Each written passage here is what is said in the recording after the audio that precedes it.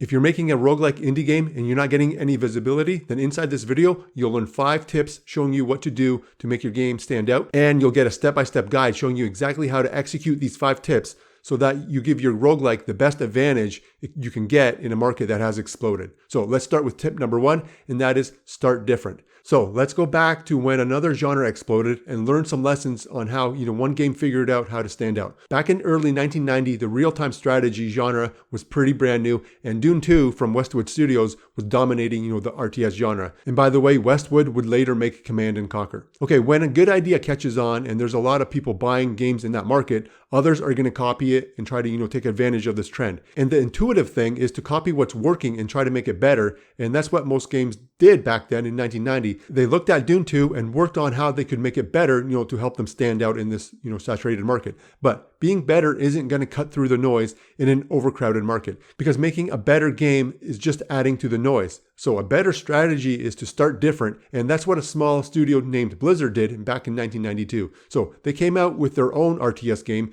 Warcraft, Orcs, and Humans, right? But except it wasn't a military-style RTS, and it wasn't a Dune 2 clone like all the other games, flooding the market. They didn't try to make a better military-themed RTS. What they did was they started different. They made a 1990s comic book style fantasy themed RTS. This subtle shift away from, the gritty militaristic, theme and setting to a bright, colorful, comic book style in fantasy totally stood out from all the other games that looked, basically the same. And this is also what Fallout 1 did in 1997. So instead of making another, classic fantasy RPG, they changed the theme to post-apocalyptic. And then fast forward to 2018 and Kingdom Come Deliverance, they didn't make another medieval fantasy RPG game. They made a realistic RPG game set in the Middle Ages.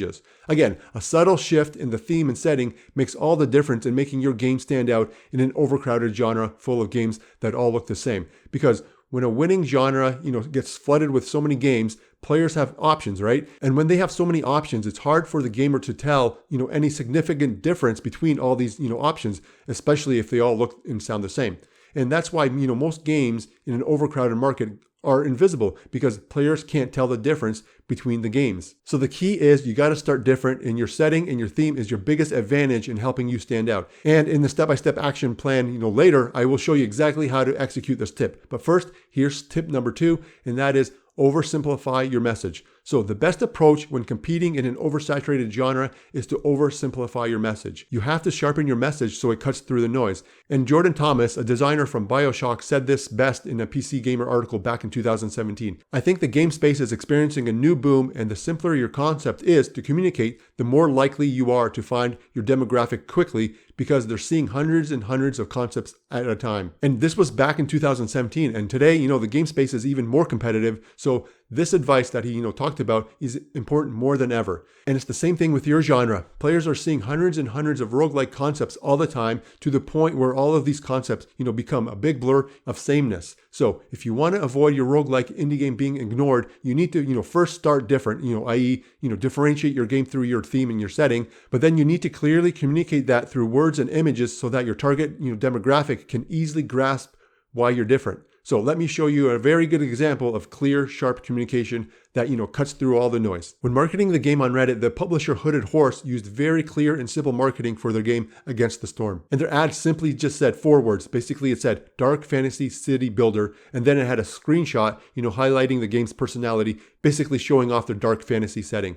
And this ad got over, 1,400 likes, and I've never seen an ad, a Reddit ad get so much, attention. This worked because most city builders are, either classic fantasy or medieval fantasy, but Against the Storm stood out in the genre because it wasn't, classic or medieval, fantasy. It was a dark fantasy. And this shift in theme made all the difference, just like it did, for Warcraft 1 when their game was, fantasy instead of military. But again, you need to specifically show and tell players why your game is different using words and images to communicate your game's concept. And don't worry, we'll get into details on how to work on this later in the guide, but here's tip number 3, and that is study your competition so you don't say the same things they say. So the reason why Hooded Horse was so successful with their Reddit ad, because a dark fantasy city builder was a new concept most players, never heard of before. But the funny thing is that the studio or the game developer didn't invent, the dark fantasy city builder, but they were one of the first to talk about it, and their publisher pushed hard to get this message out before, more games like it copied their strategy. Now, if I were to make a dark fantasy city builder today and put out, the same sort of, ad with clear, sharp communication, then I would get zero interest. And that's because even though I managed to communicate my game's concept clearly and simply, it doesn't mean I'll get noticed if my competition is saying the same thing I am. So you need to know how other games are communicating their game concept so you don't say the same thing they are. In the action steps later, we'll work on how to make sure you don't say the same message your competition is saying. Okay, here's tip number 4, and that is use heroes to help you differentiate your game. So let's go back to 1992 and let's talk about Blizzard again. So when you play Warcraft 1, 2, and 3, you'll notice a trend. The trend went from controlling a bunch of peons, a big army, to controlling heroes. And this is why Warcraft 3 was so popular. In that game, you had your own personal heroes you can pick and choose from. And this switch from, controlling a nameless army and having heroes with names and a backstory is what kept that franchise going. And, this strategy worked for Blizzard when they entered, the first person shooter with Overwatch. And it also worked when they, entered the card game genre with Hearthstone. Their strategy was to focus on heroes as marketing assets. So what does this have to do with your roguelike and you avoiding being invisible in your market? Well, let's look at Balatro. Balatro focuses heavily on the Joker character, and in fact, the game has legendary Jokers that were all based on famous jesters throughout history. So the thing is, the Joker hero is important because players can project themselves into, a world of, being clever and tricky. Because when you let the player attach themselves to something specific and expressive like a hero or a character, it makes your game stand out, and it helps you stand out because, having heroes is a differentiating strategy. This might be obvious, to have a character or a protagonist in your game if it calls for it. This is basically game design 101. But what's not so obvious is to leverage that character in all your marketing. And this is why when, Balatro won the BAFTA award, the studio hired an actor to accept the award dressed up as Jimbo. Again, it's all marketing that gets attention because characters grab more attention than, just basic objects. So basically a deck of cards isn't as interesting as, Jimbo is, right? But then you might be asking, what if your roguelike has no characters or heroes or, protagonists that you can latch onto? Well, look at the shmup or the shoot 'em up genre. The games that don't have any characters still use people in their marketing art. So for example, Akai Katana Shin, it's all games about ships, but yet their marketing still includes people, and lots of shmup games use this kind of strategy, to put people on their cover art. Tip number 5 is to grab your target customer's attention, be selective. So sometimes a game dev will use both terms, roguelike and roguelite, to describe their game. So for instance, they'll use both tags in their Steam page. So I know the intuitive thing is you want to grab the biggest, demographic. So it makes sense that people who like roguelikes will also probably like roguelites. So what's the harm in adding, both terms in your game, especially on your Steam page? The thing is that gamers really care about, definitions because definitions or genres set expectations. And if a game dev, mislabels their game just to grab attention, then they'll just alienate potential customers.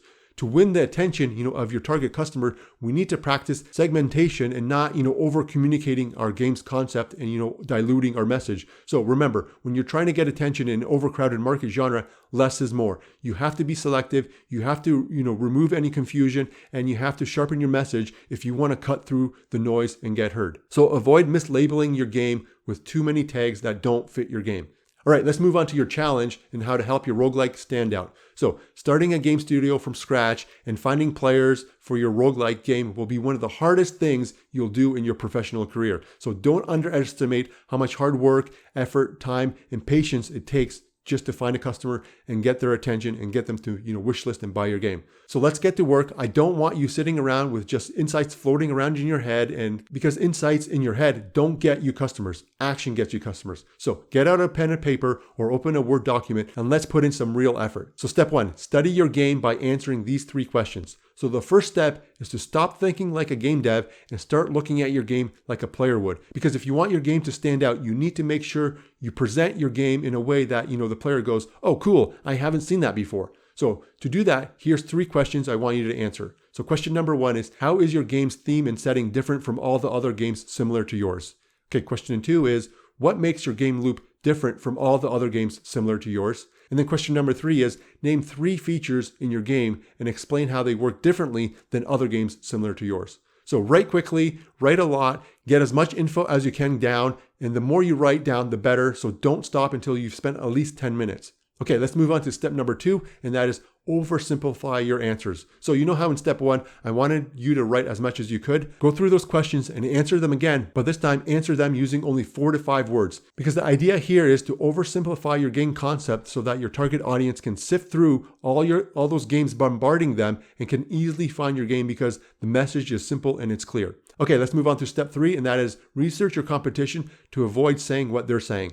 So the chances are you're not the only one doing something, different. And just because your marketing message is simple and clear to understand, it doesn't mean you'll get attention if your competition is saying the same thing that you are. So to avoid this, go on Steam and find 4 games similar to yours and read their Steam page copy and go through, the reviews and read what players have to say. What I want you to look for is make sure that what you're saying is not what they're saying. So go back to your answers above and then double check that the words and phrases and images that you came up with for your concept for your game is not what other games are saying as well. And if you find that your game concept sounds familiar with other games, then go back to step 1 and answer those 3 questions again. Keep brainstorming ideas because if you look hard enough, you will always find something unique about your game. Okay, here's step number 4, and that is focus on a character or hero to help your game differentiate.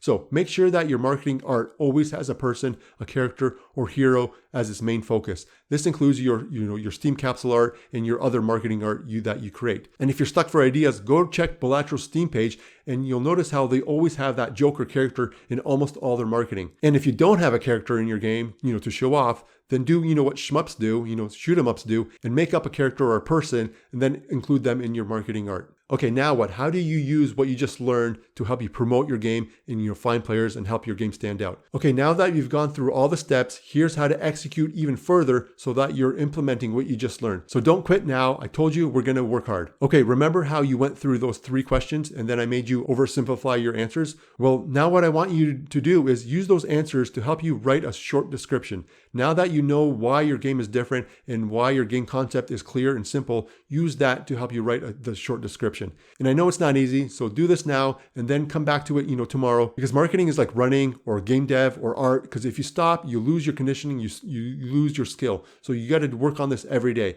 And it doesn't have to be long. It can be just 10 minutes a day, but as long as you're consistent, you're going to build that muscle. And as you practice this idea of, finding ways to clearly communicate your unique game concept, you'll get, ideas for writing your long description for your Steam page. So the about this game section.